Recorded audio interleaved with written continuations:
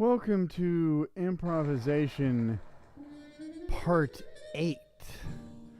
I want to talk a little bit about what to listen for as we get a little deeper into how to technically improvise and realize our ideas. I would say the number one deficiency that people's ears tend to have when it comes to improvisation, or something that holds them back in their improvisation, is their ability to hear the bass. And this is a recording of Autumn Leaves. In the last couple of parts we worked on it, and we built up to the fact that we're just playing the C major scale, and we're just listening to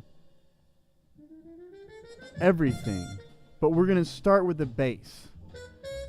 I want you to just listen through the song, and at first just trying to hear the bass, trying to get to the point where you really know when the bass goes up and when it goes down, how far it goes up, how far it goes down, when certain notes come around over and over again,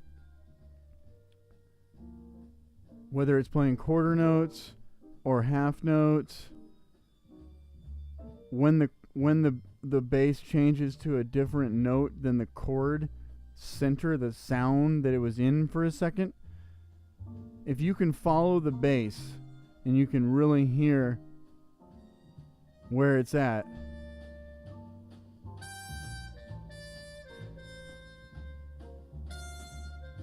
and listen to the melodic player or the soloist and the bass. Think of them as the bottom and top line of a Bach composition, where the melody and the bass are extremely related.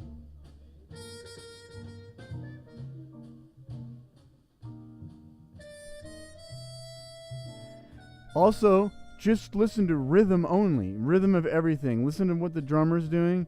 Listen to the mechanics of the drum beat. Try to understand how it fits with the bass rhythmically. Right now they're in 2. They're not playing in 4. So the bass is doom, doom, doom, doom, doom, doom. And listen to Miles. I picked this because I really wanted to show you how you can make music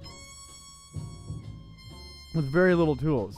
Now he's playing plenty of other notes, but using your ear and everything we've learned thus far, you can improvise like he's improvising right now. If you know the chromatic scale, you know your C major scale, and occasionally maybe you sneak in a chromatic note that isn't in the C major scale, that's basically what's happening.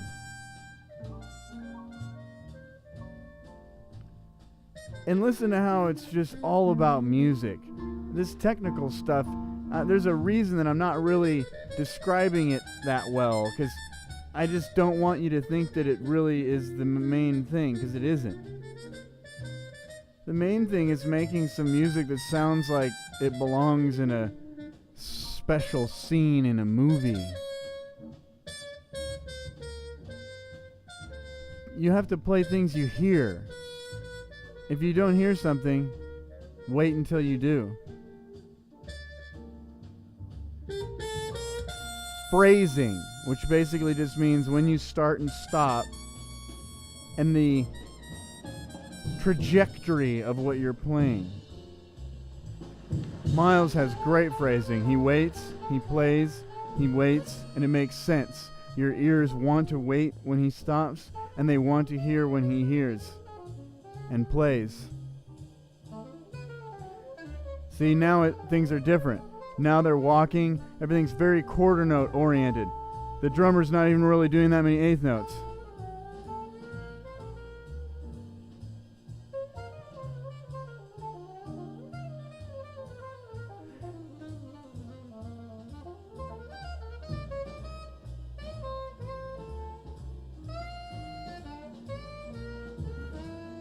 Hear also how the whole band is like a unit. It's like a car with moving parts. There's drivers, there's engines. Think of it as pulsing like this. A lot of people think of it as time is going across, or, no. Pulsing. Like the thing in the iTunes, the visualizer. So I'm not saying that much right now because I want you to think. I want you to think, what is he doing? Why is he just playing this song? Because you need to listen. You need to search. I can't just tell you what to find. I can steer you in the right direction.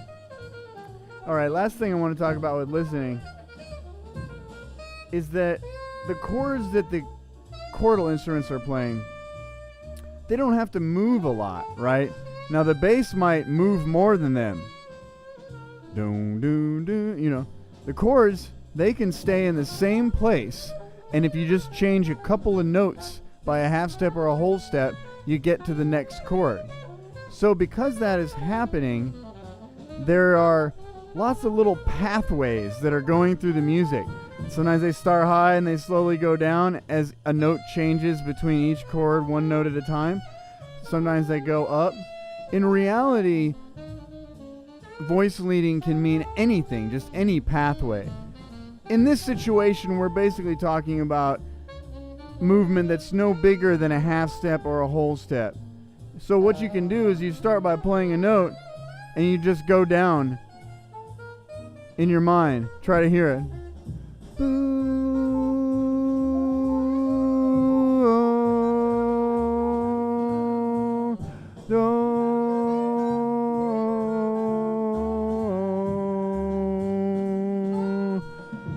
So I just sang some notes, and I just sang the next note that seemed right.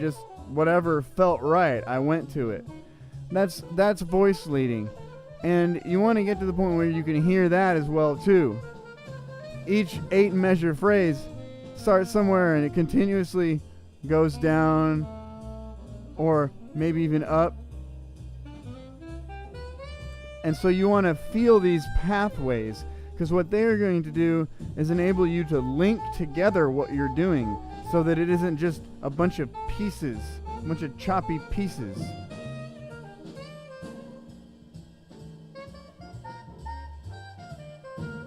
And then lastly, wipe all of the technical nonsense out of your mind and just purely listen. Just, what does this music make you feel emotionally?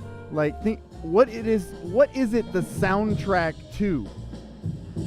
When you hear this, what does it make you imagine? What scene does it make you imagine? How does it make you feel? Does it make you sad? Does it make you happy? Does it make you excited? That is the most important part of listening. You've got to understand that learning technical things doesn't do you anything. If you don't add the music, the part that makes you feel something, the part that people want to hear, that moves people, then literally all of your technical work is completely in vain. You don't want to be that person.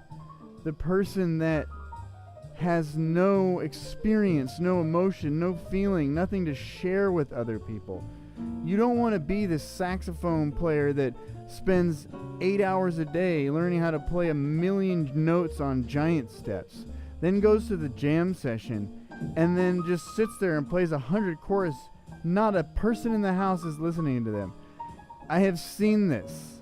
I'm not saying it's always going to be this way, but I have seen this. I have seen where literally nobody in the club is paying any attention to the guy that was playing the most difficult stuff the entire night. You don't want to be that person. Now, there's a lot of people also that don't learn anything technically and play completely by ear. And that's possible to succeed in doing something. But all you're doing is making it harder for yourself. A true musician understands the value in every way of looking at music, whether it's performing it technically or expressing yourself emotionally and artistically.